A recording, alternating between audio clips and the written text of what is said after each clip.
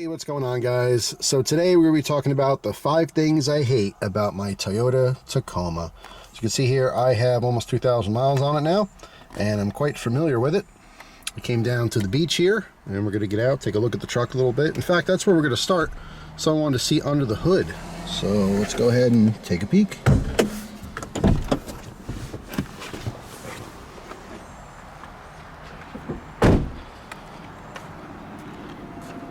We can do this one-handed.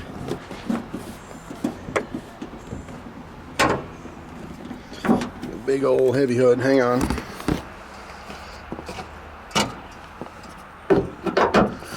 Alright, so there's a little under hood shot.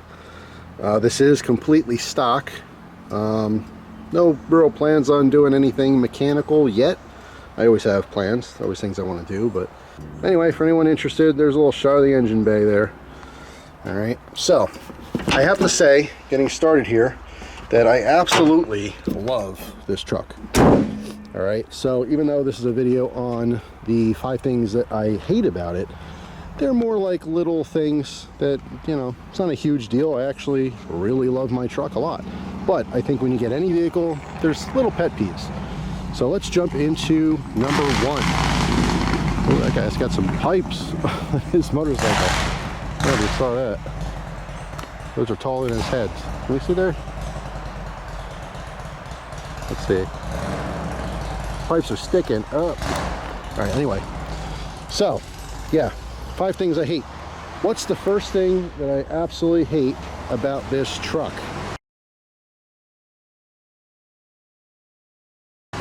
Well, a lot of people have been asking me, hey Jeff, you're a big dude. Well, yes, I am a big dude.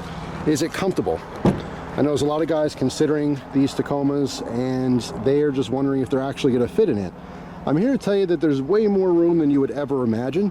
I'm over 300 pounds. I am 6 foot tall. There is more than enough headroom. All right, so I think if you're, I don't know, up to 6'4", you'd be fine in here. As far as being physically large, there's plenty of room. But there's one thing I've never seen anyone complain about until I started driving it and I realized it myself. And that is because this is a truck. When I'm sitting in here, my leg rubs, or it kind of sits on these hard surfaces. All right, so I'm just driving, you know, below, I would say like maybe shin to, I don't know, like under my knee. It'll either rest, depending on how I have my leg, it'll either rest on this hard edge or it rested on this hard edge. Now, I don't know if you notice, well, you probably can, but I put an aftermarket pad on here. Now, these a lot of times go on the doors for people who find the doors to be uncomfortable. But I stuck it here, and that made a huge difference. So in my, you know, the bottom part of my leg, like shin type area, when that's resting against here, it's not resting on the hard edge, it's actually against the pad. All right, that was really my only big issue. I think the truck is actually very comfortable otherwise. I know some people get seat jackers, which are pieces that raise the actual seat. I'm not interested in that. If you're super tall, if you're over 6 foot, you might want to consider something like that, just because it raises the bottom of the seat up so that it's actually, you know, against your legs, you know, behind your thighs. But I don't have that issue at all. Other than that, super comfortable. But the first thing I can't stand, or at least in the beginning, was my leg sitting on these hard surfaces. All right, number 2, it is the tonneau cover. Now, even though this isn't specific to just Tacomas, a lot of different models do come with a Toyota Tacoma, you know, OEM tonneau cover. So this has 3 sections that fold back. All right, there's actually a little handle under here. So if you pull that handle, it unlocks the first section. All right, you could fold that back so you can access the front portion. I happen to have a light bar in here and some bungees and stuff. If you need a little more access, you pull a second bar. All right, that opens up even more. Save a lot more access to the bed. Now, if you want to drive around in this position here, you have these clips here. So you unsnap that, and you clip it in there. You do that on both sides, and that gives you the stability so you can drive around with an open bed. All right, let me put that back. Now, the thing I don't like about this tonneau cover is that it leaks. It is not actually waterproof. Now, I don't think there's any claim anywhere that it's actually waterproof. I think all tonneau covers are water resistant. maybe it's my own wrong assumption that it would be bone dry in here. I know some tonneau covers do offer that, where you get a bone dry bed.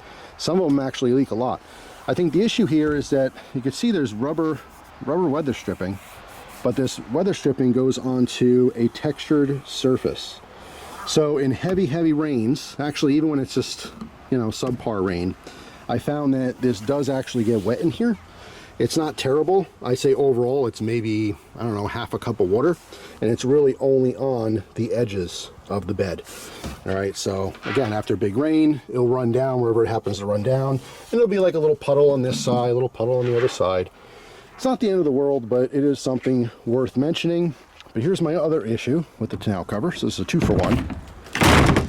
When you drop that hard, it locks in nice, right? You don't want to drop it. I mean, when I first got this, I babied the truck. I didn't want to bang anything around. If I rest this on here and kind of push down, it locks. Sometimes it doesn't lock. All right, other side, push down, and that is not locked. So I have to actually push down. It's still not locked. So hold on, I have to actually bear down on it. There we go. Now it's locked. So, not the end of the world. All you have to really do is just let it slam home. There you go. Now it's locked, both sides. All right, so I mean, you know, it's a brand new expensive truck. I didn't want to slam things, but that's the way it actually locks. So my complaint really is, number one, it's not 100% waterproof, but again, not sure if it's actually even claiming to ever be. But number two, you have to kind of let it drop to make sure it locks in place. Otherwise, this is not going to be locked. All right, so number 3, the remote start. Now I have to say technology is really cool, and Toyota has an app, and I can remote start this vehicle anywhere in the country if I wanted to. I could be in a different state and start my truck if I wanted to. I can unlock or lock the doors from anywhere. That's super cool. It's a paid service right now because the truck is new. I still have a trial, you know, for that. But the regular remote start on my keys, let's say I want to start this, what we're going to do is hit the lock button once, hit it again, and the third time hold it. And there you go, see it flashing? It starts up the truck. Pretty cool, right? Super handy in the summertime when it's nice and hot. You can see I'm down by the beach here. All right, so it is hot out. People are enjoying the beach. You can put the air conditioning on. Let's say you're at a restaurant, you know you're getting your tip, or your tip, you're leaving a tip, you're getting your check, and you want to start that truck, you want to get it nice and cool in there, or vice versa, it's a winter time. You're getting out of work, you want to warm up your trucks and you get in, it's nice and toasty. That's all great and everything, and you can set, you know, your climate control to hot or cold, whatever you want. But here's my biggest hang up. And by the way, the windows are down, but it does not matter if the windows are up or down. It's irrelevant. No matter what, when you go to get in your now warmed truck or cooled off truck, it shuts off. And it does that for a safety feature so that the truck's not on. Maybe, I don't know, it's half in gear or something, who knows. For whatever reason, they have it set up so that when you use a remote start, the second you open the door, or if you unlock the door, it shuts off. Now, again, it's not the end of the world. I love the fact that I can warm it up, you know, get the ice melting, all that kind of stuff. But the fact that it shuts off and I have to turn it just right back on right away, it just seems kind of dumb. All right, so for number 4, I'm back in the truck. Let's go ahead and put the accessories on. All right, so we're just gonna push that once. Get the little startup deal. We go ahead and push it again. So we have just the accessories on without having to start the vehicle. In his catalog, right, so said once shut off the radio there. So number 4 is actually 2 parts for me. All right, it is the rear window. Nice car. Look at that. Pretty cool. Definitely got the outfit to match. So the rear window, right, the third window in the middle. In this vehicle, it happens to be automatic. All right, so I paid extra for. Now there's the button to open the rear window. Now, my issue is that when I go to open it, nothing happens. And that is because lifting up is actually closing the window. Pushing down is open. All right, so now it's open. All right, lifting up closes it. That's kind of cool. You can stop anywhere and have it partially open. This is nice if you happen to have something long in the bed and, you know, you want it sticking through the window there, or you just want a little bit of air going through. But it's just, it seems backwards to me, right? Naturally, I would think that pulling up would open and pushing down would close it, but no, it's backwards. All right, so the second part of my complaint are these buttons here, okay? This is on the steering wheel for the radio. It's nice to have all these functions right at your, you know, fingertips while you're driving. But what is wrong here to you guys? On most vehicles, if you want to turn the volume up, it's usually the up arrow, right? Turn the volume down, it's a down arrow. If you want to seek to the next song, the right side would usually be the next song. If you want to go back, the left side, left arrow would be the previous song. This is all backwards to me. So volume is actually right and left. So right to raise the volume, left to lower it. And seeking, it's up and down. Up for the next song, down for the previous song, or at least station, whatever it may be. So to me, that's kind of backwards, just like the window button. I'm not sure why they do that, but that's something I hate. All right, so number 5, the last thing I hate about my Toyota Tacoma is my charging pad. All right, so when I got this truck, I wanted to get all the bells and whistles, all the electronic features. And one thing I was excited about was the little charging pad. So there's actually a button for it. It's right here, all right? And what you could do is you could put your phone down. I have an iPhone, and it'll charge just by sitting there. Now, I don't use this feature for 2 reasons. Number 1, my phone case is too thick, so I can't use it with my current case. Now, I obviously have a pad on here because I'm not currently using it. When I do get a smaller case, I'll take this little piece out here so I can actually charge.